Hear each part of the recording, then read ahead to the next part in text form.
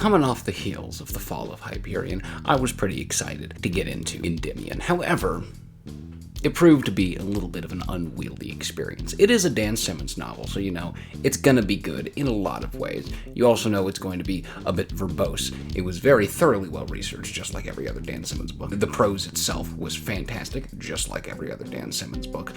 But this is perhaps where Dan Simmons starts to suffer from some of the worst overwriting of his entire career. Even though there are some truly wonderful moments in this book, there are a great many downfalls to it. This book is notably longer than the last book. Endymion is about 144,000 words, 563 pages paperback, and man, he does not always put this time to good use.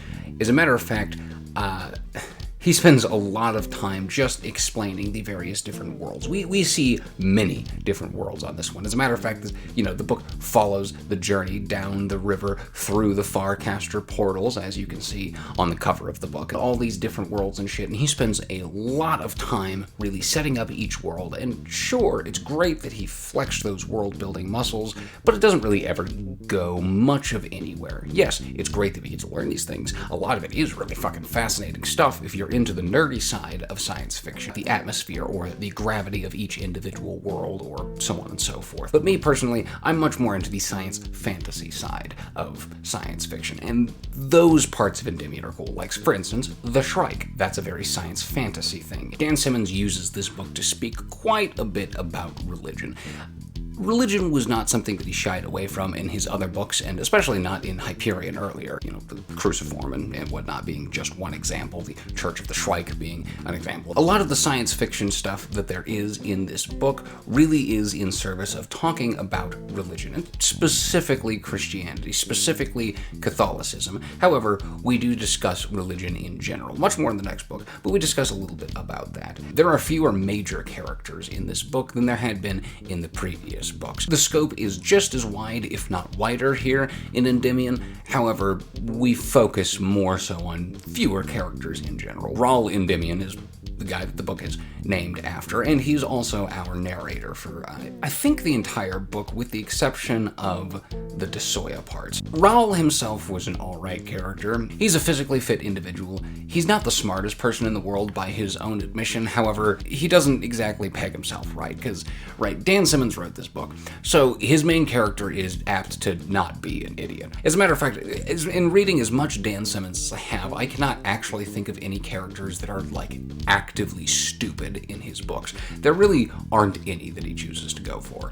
And Rahl is not stupid. He calls himself stupid, but no, that's really just because he's around people that are a lot smarter than him. Ania is the next major character that we have to take into consideration. She's, aside from Rahl, the most important character here. She's more or less the Messiah. She is Bron Lemia's child from the last one. John Keats and Bron Lemia had a kid, you know, a cybrid and a human had a kid together, and so that ties the technocore and humanity together or whatever, and so she's more or less like Jesus of the future. Ania is a 12-year-old girl that represents the bond between humans and technology and whatnot. You know, she's the daughter of a cybrid and a human, so that's supposed to advance humanity or some shit. And Rahl is supposed to carry her along to safety throughout the book, right? That's the main thrust of the book. Rahl has to protect Ania. For the most part, watching these two characters interact throughout the book is perfectly fine. For the most part, we'll talk about that in a minute. Abetic is one of the other characters. Abetic is an android, and I fucking love androids. Dan Simmons has a habit of writing his robots as, like, the best characters in the book. When I read Ilium and Olympus, I fucking loved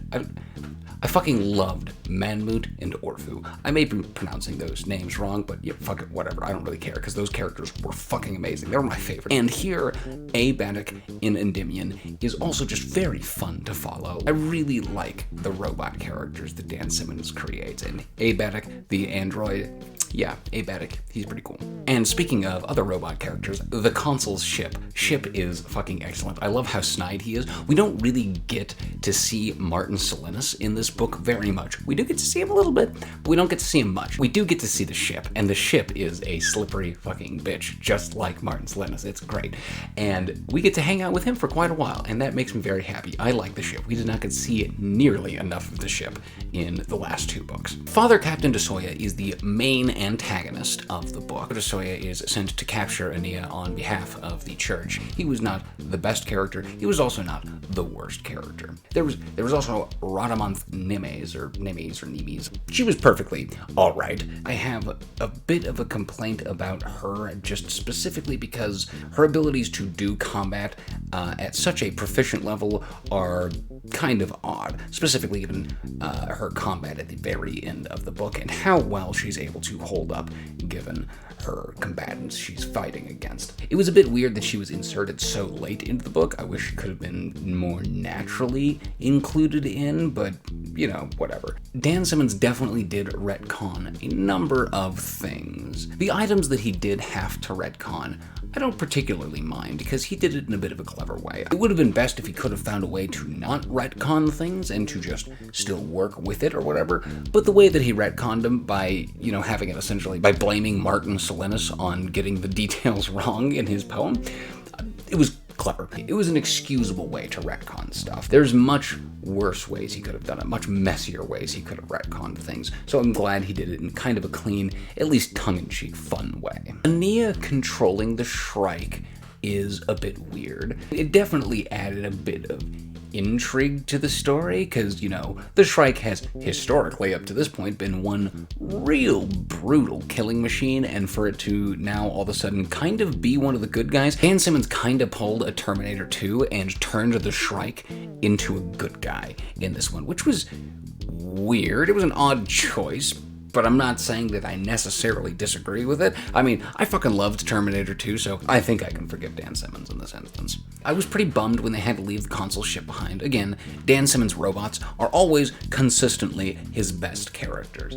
and just the fact that they had to leave it behind made me sad. I was sure that we were going to get to see him again, because, you know, like, it wasn't destroyed or nothing, so I was like, okay, alright, we could probably come back and find the ship again. I'm going to be very happy if we do. However, I was bummed that they had to leave it behind. Perhaps the coolest thing about this entire book, and perhaps even of the next book, the cruciforms were really fucking cool. The cruciforms alone were worth reading this book for. I thought that the cruciform was horribly wasted in Hyperion and the Fall of Hyperion. I thought he could have written whole fucking novels based off that shit. Well, guess what? He kind of fucking did here, at least. He brought them in a lot more. Almost everybody has cruciforms installed, with a very few exceptions. A lot of people have these fucking cruciforms, so a lot of people are immortal, but they have to give piety to the church. It was already an interesting critique of Christianity. Cruciform was really interesting in the first one because it showed how religion can really envelop around a person and take control of the person if it's all they have, if they're completely stranded and religion is their only option. In this book, boy, it takes that to a much larger level and talks about the political ramifications of that. What if the fucking Pope had these cruciforms at his control? I'm so happy that Dan Simmons brought the cruciform back. It was so fucking cool. And because of the cruciform, we get to see, man, there's that really rugged section where DeSoya and his men just die over and over and over and over again, and they're just resurrected over and over and over again. Like, they're like, oh my god, the fucking psychological torture must be fucking through the roof. And the cruciforms also add a particularly unique stress to our protagonist, right? Like we mentioned, just about everybody is immortal because they have a cruciform. Well, Rawl and Ania, they don't have that fucking cruciform. So, you know, it does actually lend a little bit of credibility to the whole tenseness of the situation. For Ania, at least. We do know that Rawl survives. We read in the very beginning of the book that he's going to survive, so we don't ever really feel too much tension about him. The only tension that we get with Rawl is how he's going to accomplish something. When it comes to Ania, however, that's where that particular cruciform thing comes into play that I was mentioning. She does not have a cruciform. If she dies, she's fucking toast, and she's not the one telling the story, so we don't know if she's going to make it or not. Ania is a 12-year-old girl. Rawl, I don't remember exactly how old Rawl is, but he's not a 12-year-old boy. He's at least twice her age, if not significantly more, right? And she's young. You could already see why this is starting to get a bit weird. And then it gets even weirder when you realize that Ania directly confesses to him that they are lovers and are going to be in love in the future. So, like, it gets really weird to sit there and think about a 12-year-old girl telling this to a guy that is way fucking older. I'm not going to get too deep into it because that shit does get particularly weird, and unfortunately, it gets even weirder in the second book. Like, it's particularly weird here already, but it gets even weirder. I really do wish that Dan Simmons was able to find a way, around that, away from that. It just comes off as creepy and also unnecessary. Like, and don't get me wrong, I've personally written some really fucked up and creepy shit myself. I've published some weird and fucked up creepy shit myself. But, oh man, like, that one just makes me really fucking uncomfortable. So, oof. Yeah, Ramadanth is fighting the Shrike at the very end of the book. Man, I don't know, that just felt a bit weird. I don't know. Dan spent 2 whole books building up the Shrike as this, like, legendary, fucking unbeatable, well, almost unbeatable. And all of a sudden this Ramadanth lady is able to come out and just fucking kind of whoop its ass. It felt a little bit cheap that it was even able to do battle with the Shrike, which makes me wonder why the fuck was the Shrike even placed to be the good guy in the first place? Why couldn't the Shrike have just continued to be a bad guy? I would have enjoyed it more, I think, if the Shrike would have been a bad guy. Sure, it gave us a lot of mystery up front for the Shrike to be a good guy, but why? It didn't really amount to much of anything other than it had to protect Nia, but like, you could have written around that. I don't know, it seemed like an odd choice to me. It would have serviced the book better for the Shrike not to have gone that way, because then we wouldn't have needed Ramadanth at all, and then I think the book probably would have been better. I mean, I guess Ramadanth does come into the next, she does come into the next book and everything like that, but I don't know, I felt like it wasn't too particularly justified. Overall, Endymion was worth it. It was overly long. He could have chopped out about 20,000 words. He could have tightened up some stuff. A few characters were a bit extraneous and unneeded, in my opinion. But generally speaking, I did at least like it. It's hard for me not to like Dan Simmons. I've liked almost every one of his books that I've tried so far. There have been a few exceptions, but I've liked almost everything Dan Simmons has put out. This one's not going to be any different. Endymion was a perfectly fine read. I don't know, I don't think I'm going to give it a B. I think I'm going to give it a B-. I'm going to give it a B-, maybe even a C+. I enjoy talking about books. I enjoy talking about Dan Simmons, and I'm going to talk about more Dan Simmons in the future. But for right now, I'm going to talk about my books. Surprise, I'm going to sell you shit. This is The Circus, an American fantasy. Inside, you'll discover creepy clowns, scary circuses, and how capitalism is going to destroy everything that you love. If any of that sounds interesting, check out The Circus, an American fantasy. And here I have Portraits in Bloodlines. Portraits in Bloodlines is 23 short stories in the horror, urban fantasy, sci-fi, and slipstream genres. A little bit of everything for everyone in Portraits in Bloodlines. We're also going to be at the Days of the Dead in Phoenix from June 28th to 30th, and the Mad Monster Party from July 12th to 14th. If you want to, drop on by. We can talk about books and movies and shit, and I'm excited to talk about the very last book. So I will hopefully see you soon, assuming I have time to do that soon. So goodbye for now, and thank you, and goodbye. Mayday, mayday, we're going down.